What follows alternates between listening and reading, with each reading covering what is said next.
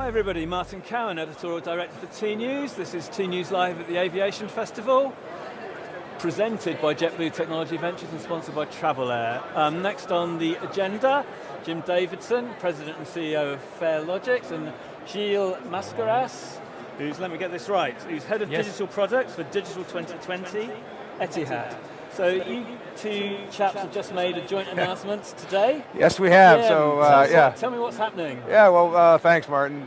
We're excited today. We've announced that a technology relationship between Farelogix and Etihad to help address them and enable them for giving them some tools to help them with their digital transformation, and we're very excited about this. It actually encompasses all of our products and services.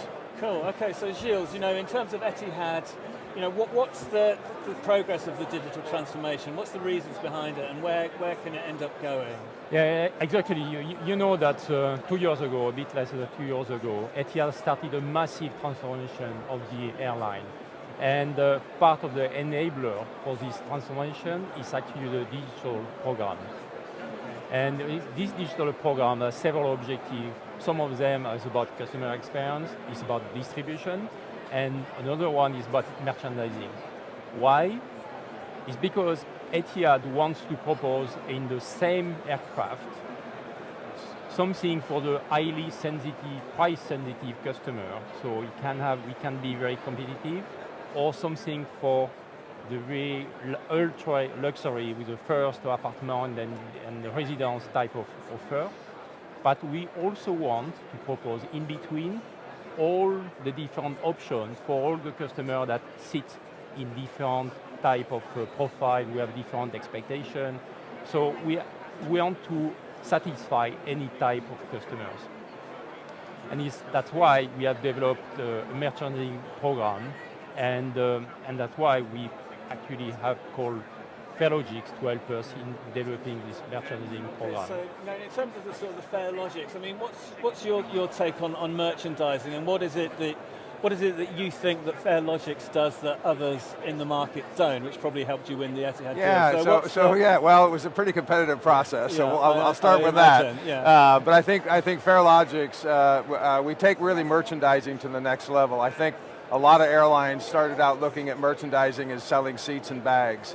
That quickly became into as I think Gilles talks about, a digital experience, being able to offer a set of relevant products, whether it's to the price-sensitive person who wants to buy up, or to adding on value to a luxury customer. It's all about creating a value equation, and I think that's really what we've done with our technology, is we've given the airlines more control over how they want to interact by bundling products, by making different offers, by pricing way outside of the traditional pricing mechanism. So the short answer is we've given the airlines control to really engage with the engines, so they can engage with the customer. Okay, and are we talking sort of personalized offers, segments of one? Or are these just buzzwords? I think those are buzzwords. I think it's really as the airline looks at finding the proper offer and being able to create that in a dynamic environment.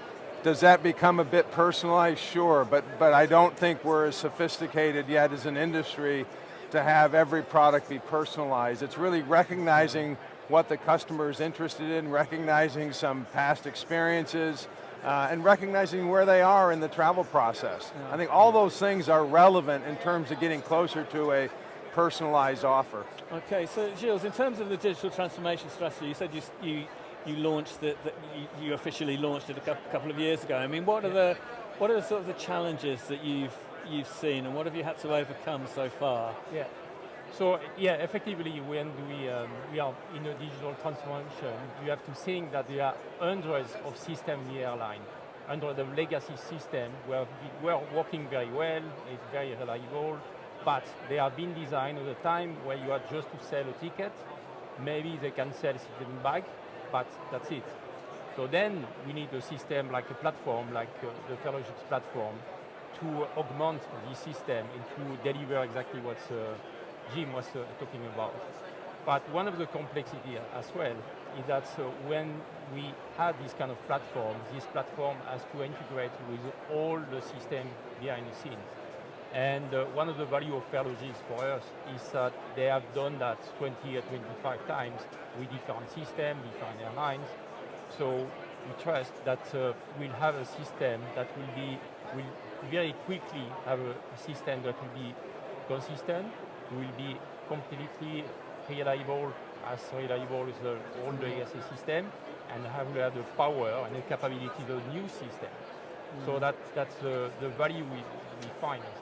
Yeah, I mean, it's interesting that so the whole sort of operational side is not necessarily a sort of tNews distribution audit, it's not necessarily interested in that, but I think I was at an event recently and somebody said that that airline IT is life and death stuff. It's really important that all the integration happens, because if one bit isn't talking to another bit, it can be disastrous. So, and you can't throw out existing systems. I think to Gilles' point, one of the things that we've worked very hard at doing is making sure that we can integrate into a technology stack that the airlines are comfortable with. Airlines don't wholesale change their technology very often, and they shouldn't have to. No, okay. So Jim, we are going to be talking about NDC quite a lot over the next 36, 48 hours. I mean, where do you see NDC going eventually? I mean, I think we've reached the stage now where the conversations about will it, won't it are gone. And now we're looking at implementations. We've got big companies working with even bigger companies. I think that's exactly right, Martin. I think it's not about will it, won't it. It will become a de facto standard.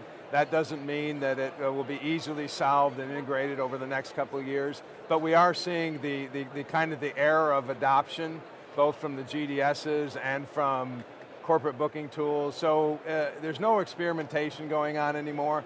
We're seeing wholesale commercial adoption of it. That will still take a number of years to get that up to where it needs to be.